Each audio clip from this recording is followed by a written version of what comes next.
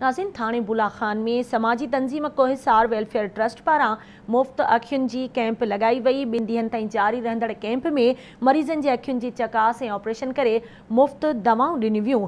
Camp जे आख़िरी ॾींहं ते तक़रीब बि कोठाई वई। उन हवाले सां रिपोर्ट करे रहियो आहे शहबाज़ उमरानी। थाणे बुलाखान में कोहिस्तान जी समाजी तंजीम कोहिसार वेलफेयर ट्रस्ट पारां 2 रोज़ा मुफ़्त अखियुनि जी कैंप लगाई वई, जंहिंमें कोहिस्तान जे मुख़्तलिफ़ इलाइक़नि समेत जमपीर ऐं ॿियनि इलाइक़नि खां आयल सवे मरीज़नि जी चकास करे 70 खां वधीक मरीज़नि जे अखियुनि जो ऑपरेशन करे लेंस लगाए दवाऊं ॾिनियूं वयूं।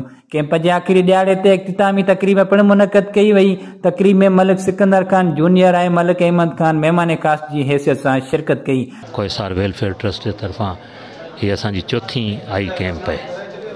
कॾहिं सरीअ में, कॾहिं बुलाखान में, कॾहिं अहमद खान में, हीअ चौथी वरी बुलाखान में लगी है। ते कोहिसार वेलफेयर ट्रस्ट तरफ़ां थाणे बुलाखान में अखियुनि जी कैंप लगी हुई है, जंहिंमें थाणे बुलाखान तेलको ऐं आसपास जा इलाइक़ा ऐं जामशरो ऐं हिन में जमपीर जी साइड जा माण्हू पेशेंट हिते आया।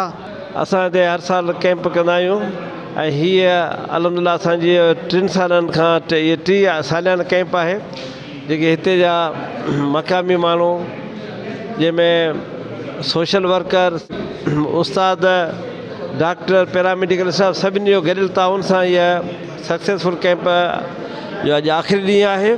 कोहिसार वेलफेयर ट्रस्ट गुज़िरियल 4 सालनि खां अखियुनि खां माज़ूर माण्हुनि जे लाइ मेडिकल कैंपूं ऐं अखियुनि जूं कैंपूं आहिनि उहे हणी रही आहे। कोहिस्तान माण्हुनि जे लाइ जेको सो वॾी फ़ाइदेमंद हुई। कीअं परे परे खां आयल जेके माण्हू हुआ उन्हनि वीचारनि मज़ूर माण्हू, ग़रीब माण्हू जेके कराची या हैदराबाद नथा वञी सघनि, उहे हिते अची करे हिननि पंहिंजो अखियुनि जो इलाजु करायो। हीअ हिननि जी 5वीं कैंप आहे।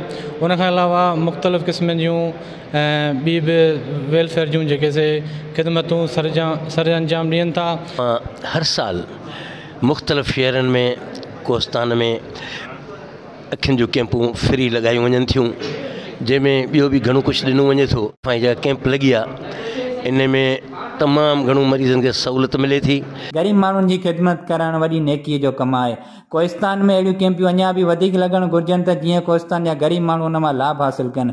कैमरामैन सरवर कास्केली सां गॾु शहबाज़ उमरानी, आवाज़ TV न्यूज़, थाणो बुलाखान।